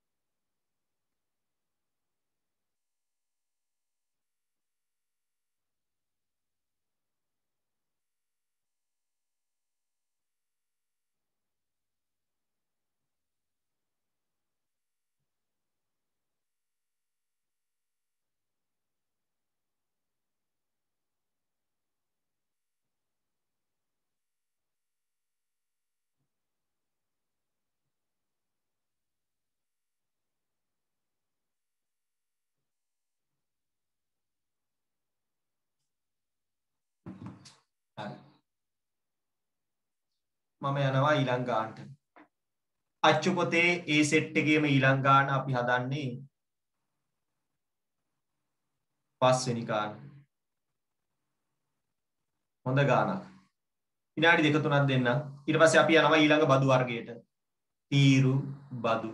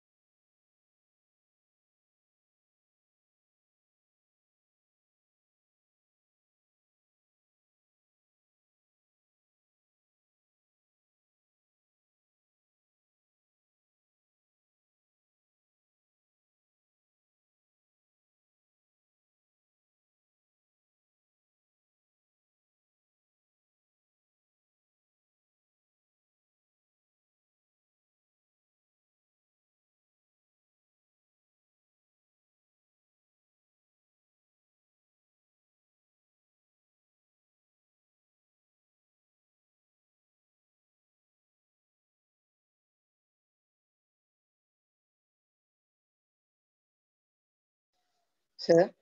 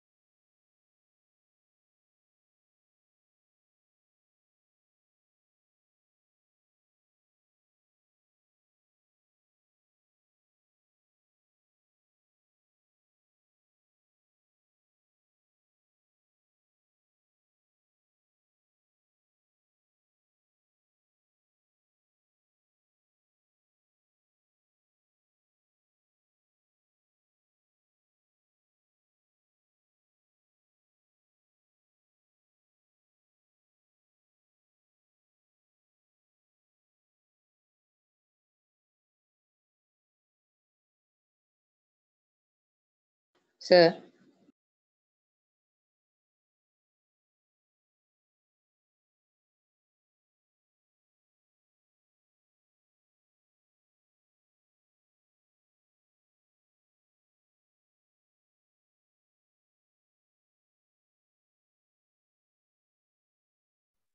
කියන්න පුතේ.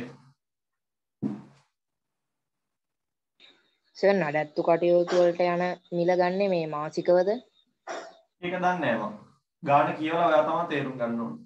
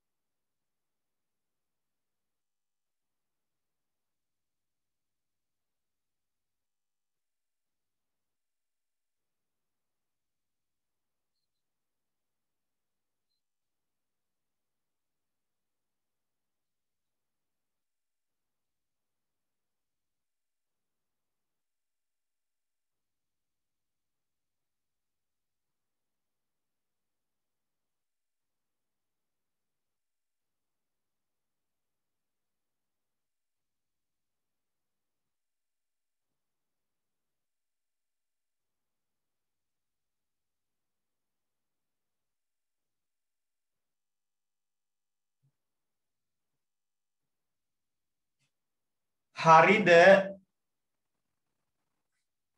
ඇතිනම් ඇති කියලා දාන්න.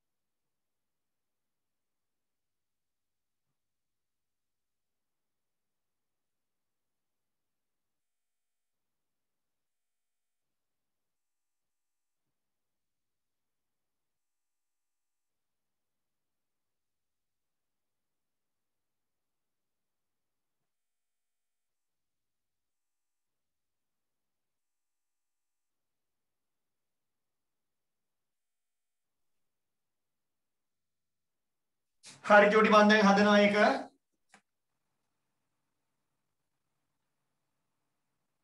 මේ තමයි මේකෙන් එන්න පුළුවන් අමාරුම ගානක්. ඒ කියන්නේ සෙකන්ඩ් පේපර් එකේ ලොකු ගානක්, තඩි ගානක් විදිහට આવොත් එහෙම එන්නේ. නැත්නම් අර වගේ චූටි චූටි ගණන් කෑලි එන්නේ. හරි. අපි බලමු මේ වගේ එකකට කොහොමද අපි උත්තර දෙන්නේ කියලා.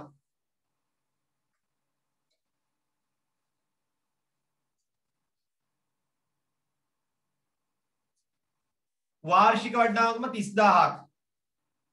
සිල්වා මහත්තයාට කියනවා හරිද? ඒ වාර්ෂික වටිනාකම 30000යි. එයා කියනවා 3000 ගානේ අවුරුද්දට කුලියට දෙනවා. හරි. එයාට 100ට 4ක් බදු ගෙවනවා. කුලී මුදලින් 115ක් නඩත්තුවට දෙනවා. ඉතිරි වෙන මුදල ඉතිරිය හොයන්න පුතේ ආදායම් සහ වියදම් හොයන්න ඕන. මම මුලින්ම හොයනවා සිල්වගේ ආදායම. 3000 ඒවා 12. රුපියල් 36000යි සිල්වගේ ආදායම. සිල්වට තියෙන වියදම්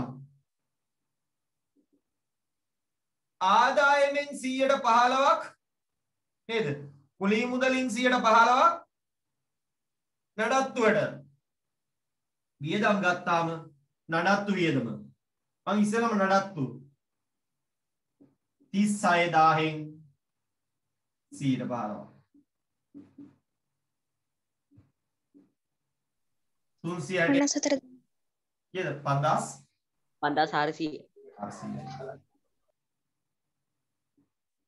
ඊට පස්සේ යාට තව වියදමක් යනවා පරිපණම්.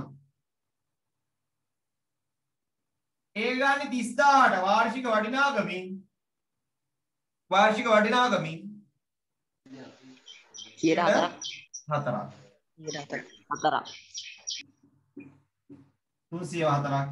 1200යි. එහෙනම් දැන් මට හොයන්න පුළුවන් සිල්වා මහත්තයාට ඉතිරි වෙන මුදල. ඉතිරිය 36000න් අඩු කරනවා මේ දෙන්නගේ එකතුව. 5400 ධන 1200. ඒ කියන්නේ 36000න් අඩු කරනවා පුතේ 6600. 600. ඒක 29400. 29400. දැක්කද? පොඩි ගණන් ලොකුවට හිතන්න යන්නේ ඉතිරි ආව ගමන් ආදායම හොයනවා වියදම හොයනවා. ඉතින් ඒවා වෙන වෙනම හොයලා වැඩේ කොට දානවා. අපිට ඊට පස්සේ යන්න පුළුවන් තීරු බදු.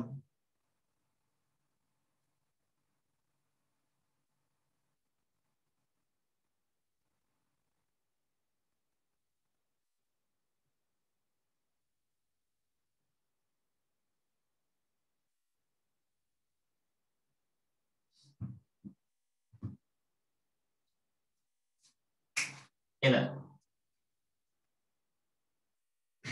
හරි මේක බලලා ලියා ගන්න නෙමෙයි මතක් කරලා පස්සේ අඩු බවට හදා ගන්න සිහියෙන්.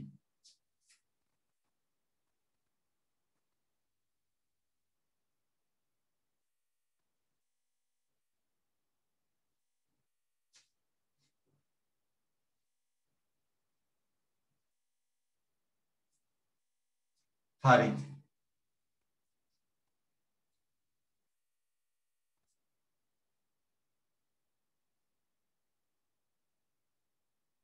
තීරු බදු. පුතේ ලංකාවට බඩු ගේද්දී ලංකාවෙන් බඩු යවද්දී ඒ කියන්නේ ආනයනයේදී අපනයනයේදී රජයේ රේගු දෙපාර්තමේන්තුව අපෙන් බද්දක් ගන්නවා. මගේ වාහන වලට අතිශය බදු ගන්නවා. වාහනේ සමහර ඒවාට ලක්ෂ 60 70 බද්ද රජයට ගන්නවා. ඉතින් මං කියනවා ආයෙත් අපිට ඒවා වැරදි කියන්න බෑ මොකද නිදහස් සෞඛ්‍ය නිදහස් අධ්‍යාපනයේට සල්ලි ඕනේ. හරි. හොරා කනවත් ඇති අපි දන්නේ ඒක නැද්ද හොරා කනවද කියන්නේ. හරි. කොහොමද? හරි. යම් මුදලක් ඒ සම්බන්ධයෙන් අවශ්‍ය වෙනවා. හරිද? රාජ්‍ය සේවකයන්ට පඩි ගෙවන්න විශේෂ වියදමක් තියෙනවා රාජ්‍යයකට. දරන්න බැරි තරම් වියදම් තියෙනවා. ඒකට අර වගේම තමයි කවර් කරගන්නේ. දැන් නම් වාහන ගෙන්නන එකත් තමයි. ඒ වගේම ඉලෙක්ට්‍රොනික භාණ්ඩ ඒ වගේම මේ වගේ ගහනවා. ඔය ගහනකොට ගහන ප්‍රමාණ වෙනස්. ගහන ප්‍රමාණ වෙනස්. හරි. සමහර වෙලාවට ඉලෙක්ට්‍රොනික භාණ්ඩ ෆෝන් කිව්වොත් වෙනස්. ගෘහ උපකරණ වෙනස්. ඒ වගේ තාක්ෂණ එක එක කැටගරි කරලා තියෙනවා. පෑනකින් පවා බද්දක් ගන්නවා. ලංකාවට පෑන් කියනකොට පෑන් වලින් බද්දක් ගන්නවා. පෑන්ට වඩා අඩුවෙන් ගන්න පෑන් බට වෙන වෙනම ගේති. ඒකින්ද ලොකු කම්පැනි කරන්නේ. චීනෙන් වෙන වෙනම කෑලි ගෙනලා මෙහෙ එකලස් කරනවා. ඒ වගේ જાති තියෙනවා. හරි. බදු. කොහොම හරි ආනයනයේදී හෝ අපනයනයේදී ගන්න බද්ද තමයි තීරු බද්ද. යන් නෝට් එකට තීරු බදු.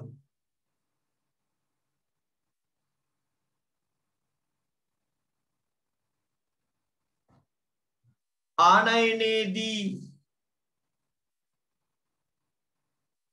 හා අපනයනයේදී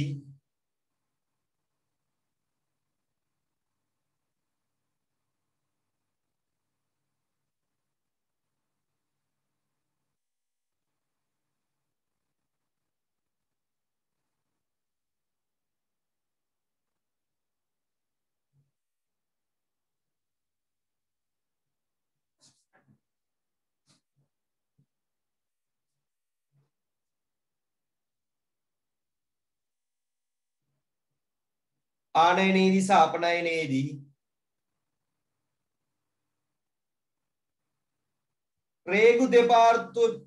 රේගු දෙපාර්තමේන්තුව මගින්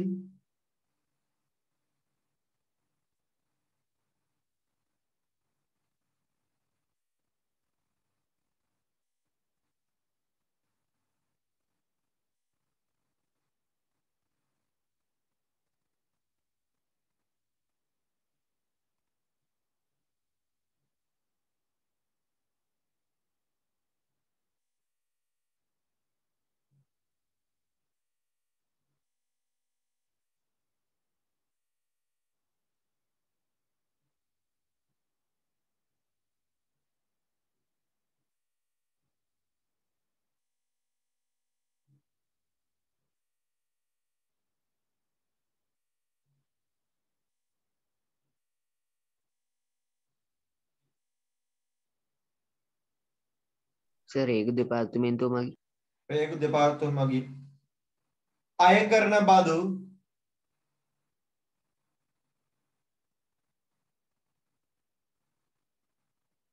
තීරු බදු ලෙස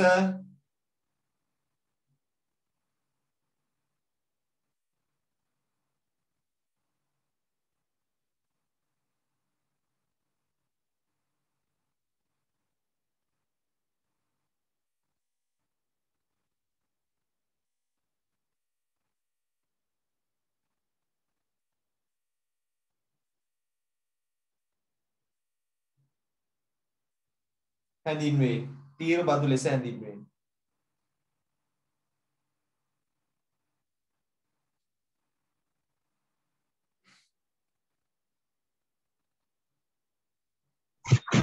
හරි.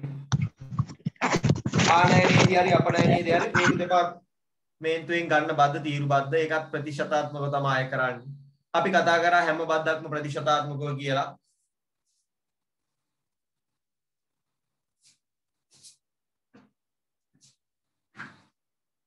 හරි.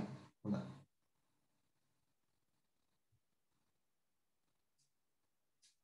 අපි යන් ටියුට් එකේ ගානකට දෙකට. ඒවා හරි ලේසි. අච්චරට මෙච්චරයි නම් මෙච්චරට කොච්චරදනේ? එතනින් එහාට දෙයක්වත් නැහැනේ. අච්චරකට මෙච්චරයි නම් මෙච්චරකට කොච්චරයිද?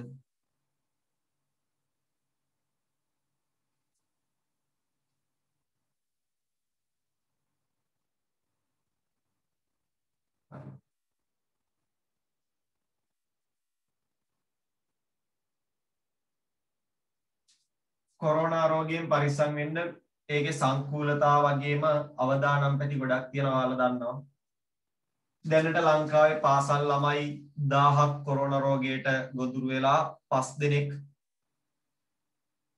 ප්‍රශ්න සාගත මට්ටමට ගිහිල්ලා තිබ්බා. ඉන්න පරිස්සම් වෙන්න. හරි. පරිස්සම් වීමෙන් විතරයි මේකෙන් බේරෙන්න පුළුවන් එකම ක්‍රමය. විදුලි කේතලයක් ආයනයක වටිනාකම 2000යි 120ක් බදු. කේතලයේ වටිනාකම මම මුලින්ම හොයනවා බදු 2000ට 120යි. 400යි. එතකොට වටිනාකම 2000යි අර 400යි එකතු කරලා තමයි පුතේ අපිට කියන්න වෙන්නේ 2400යි. ඒක ඕකේ. දෙවනි ගානේ කියනවා 30000ක එකට 100ට 30ක් ගෙවන්න ඕනලු.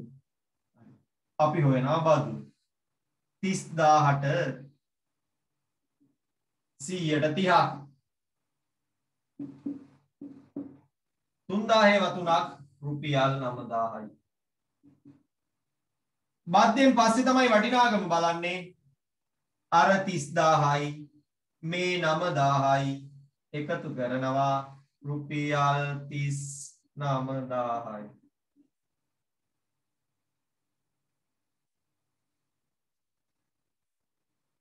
ලක්ෂ දෙකක් වටින එකකට 15000ක් ගත්තේ. ලක්ෂ දෙකක් වටින එකකට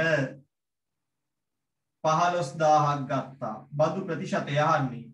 එහෙනම් 100ට කීයද? අච්චරකට මෙච්චරයි නම් ප්‍රතිශතය කියලා අහන්නේ 100ට කීයද කියන එක. ප්‍රතිශතය අහන්නේ 100ට කීයද කියලා. කියන ප්‍රතිශතය කියන්නේ 100ට කීයද කියලා කියන්නේ. එතකොට ඔයාට අනිවාර්යයෙන්ම දෙනවා.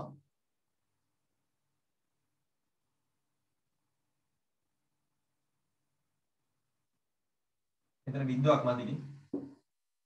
7.5යි. 7.5යි. දාගන්න ඒ ටික.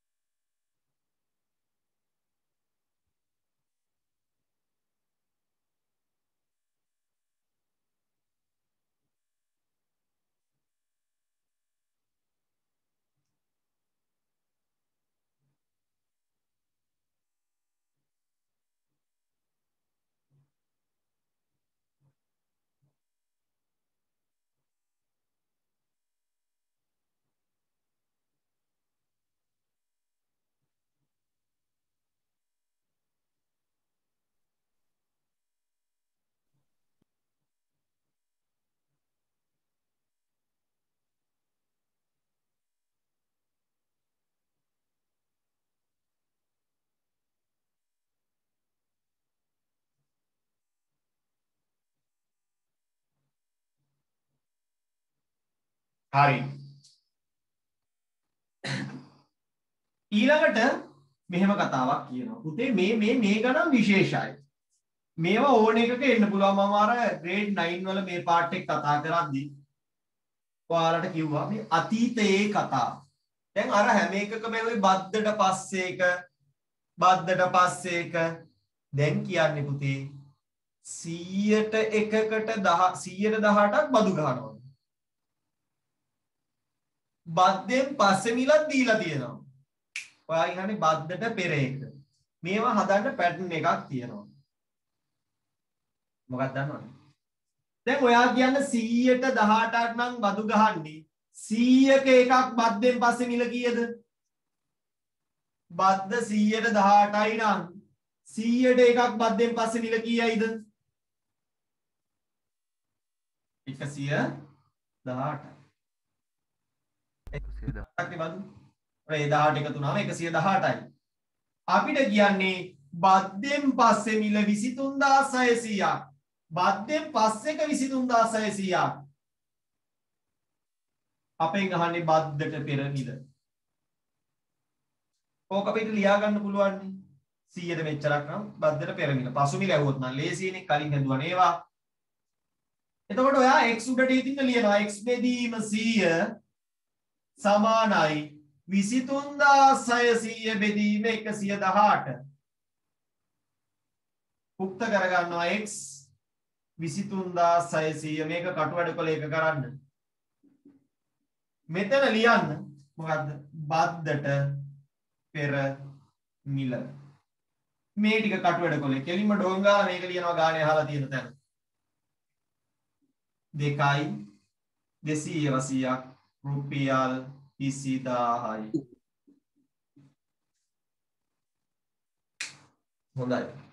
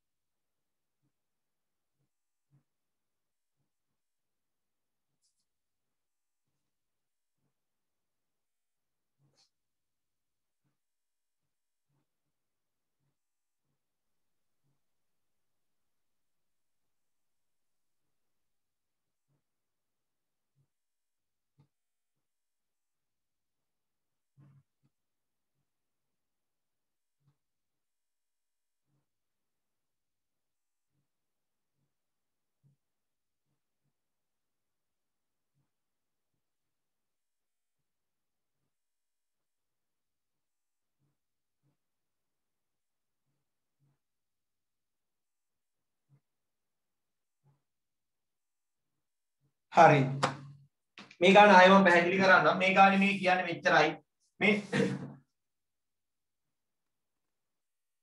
118ක්ලු බද්ද grade 9 එක පස්සේ බලා ගන්න පාඩම මේක මේ ගණන් ගොඩක් මම ඇදුවා මම පස්සේ මම එවන්න රෙකෝඩින් එක දැන් ඒක තාම නැහැ ආ දැන් කරලා තියෙන්නේ රෙකෝඩින් එක ඉල්ල ගන්න ප්‍රතිශතයකින් ඒක මේ જાති ගණන් කියනවා පෙර කතා අතීත කතා අහනකොට බද්ද 118යි නම් බද්දට පස්සේ මිල මේක නම් බද්දට කලින් කෙනාවුවාම අපි පාවිච්චි කරන්නේ මේ 100ට කතාවෙන් ගන්නවා 100ක එකක් නම් 118යිනේ ලියන්න පුළුවන් ඒක යටින් ලියනවා බද්දට පස්සේ ඇත්ත මිල බද්දට පෙර ඇත්ත මිල හොයනවා එතකොට මෙයා බෙදීම මෙයා සමානයි මෙයා බෙදීම මෙයා කියලා ලියා ගන්නවා x උක්ත කර ගන්නවා 100 අනිත් පැත්තට ගෙනිහිල්ලා කොහොමයි සුළු කර ගැනීම කරන්නේ හරි ඕක අමතකයි නම් grade 9 ප්‍රතිශත පාඩම ඉල්ලගෙන බලා ගන්න පැටව මම එක සැරයක්වත් group එකට දැම්ම බලන්න කියලා හරි අපි ටක් ගාලා ගණන් ටිකට යනවා අච්චු පොතේ අපිට ගොඩක් වෙලා නැහැ යන් ටක් ගාලා 14යි දෙක අභ්‍යාසෙට 14යි එක අභ්‍යාසෙට 14යි එකේ 6 7 හදන්න 6 7 හදන්න 8 වෙනි ගාන වලට මම ගෙදරින් හදන්න තියන්නම් ඒකත් ඔය වගේමයි පුළුවන් අය 8ත් හදන්න මම දෙන වෙලාව ඇතුළත මම විනාඩි 3ක් වගේ දෙනවා ඔයාලට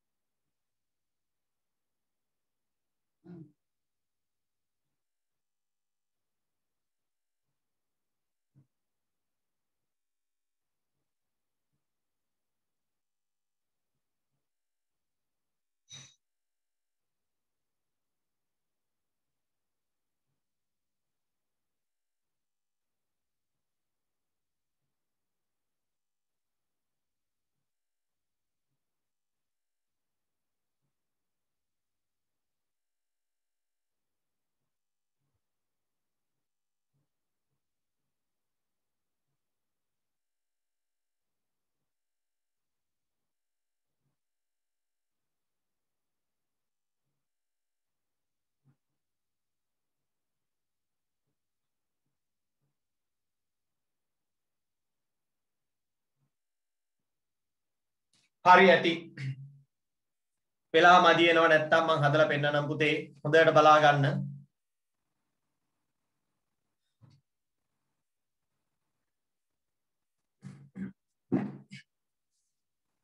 හතලිස් දාහක එකක් 120ක් කීයද කියලා අහනවා බදු ප්‍රමාණය.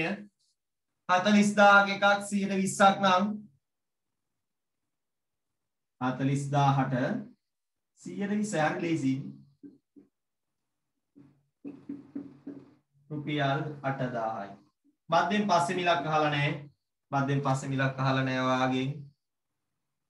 අය. හත්වෙනි ගානේ කියන්නේ 12000ක එකකට 3000ක් ගෙවුවා. 12000ට 3000ක් ගෙවලා 100ට කීයක්ද ප්‍රතිශතය අහන්නේ.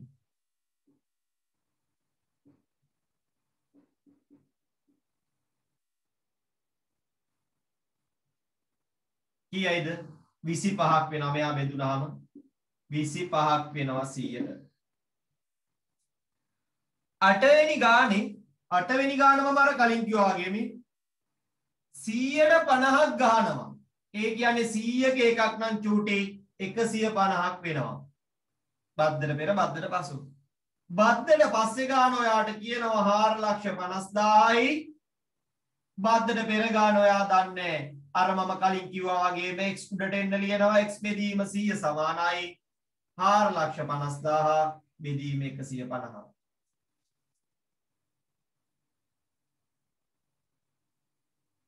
මට ඕන උක්ත කරගන්න x මම කියනවා x සමානයි 450000 බෙදීම 150 ගුණ බිංදුවට බිංදුව 15ට 3යි 45ට 15 ගාව 3යි. එතකොට අපිට එනවා රුපියල් ලක්ෂ 3ක් කියලා.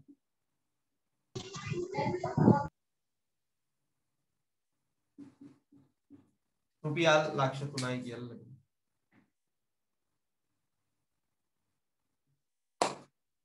ඇදිරිද 100ක එකක් නම් ඇයි 100ට 50යි නේ බද්ද. බද්ද 100ට 50යි නම් 100ට එකක් අපිට ගෙවන්න වෙන්නේ නේද? වටිනාකම වෙන්නේ 150යි. බද්දෙන් පස්සේ වටිනාකම. බද්දෙන් පස්සේ වටිනාකම 450000ක් වුණා. බද්දට පෙර එක දන්නේ. මේ ටික කටු වැඩ කොලේ. මේ ටික කටු වැඩ කොලේ දාගත්තා. ගානෙම හැදුවත් කමක් නැහැ. කටු වැඩ කොලේ දාගත්තොත් ටිකක් ඔයා ටිකක් පොෂ් වගේ නිකන් පේනවා නිකන්. පොරක් වගේ පේනවා. හරි. අපි චුටි අදට මෙතනින් ඉවර කරනවා. වෙසක් සතියේදී තමන්ගේ අඩුපාඩු ටික හදා ගන්න මහන්සි වෙන්න. පරිස්සමට ඉන්න. එහෙනම් ලාබඩ සතියේ මේ වෙලාවට හම්බෙමු. අද නම් විනාඩි 5ක් විතර පරක් වුණා. කොහොමත් ඔයාලගේ පන්තිය තමයි මම වැඩිපුර වෙලාවක් කරන්නේ. නේ අනිත් අයගේ පන්තිය පැය 2යි ඔයාලගේ පැය 2යි විනාඩි 10ක් 15ක් කරනවා. අද විනාඩි 5ක් පරක් වුණා තාක්ෂණික ප්‍රශ්නයක් ඇවිත්. හරි. කැමරාව ඔන් වෙන්නේ නැතුව ගියා. ඊයේ පොඩි වෙන ටෙස්ටිං පාරක් දාන්න ගියා වෙන කැමරාවක් දාලා ඒකත් එක්ක. කොහොමයි?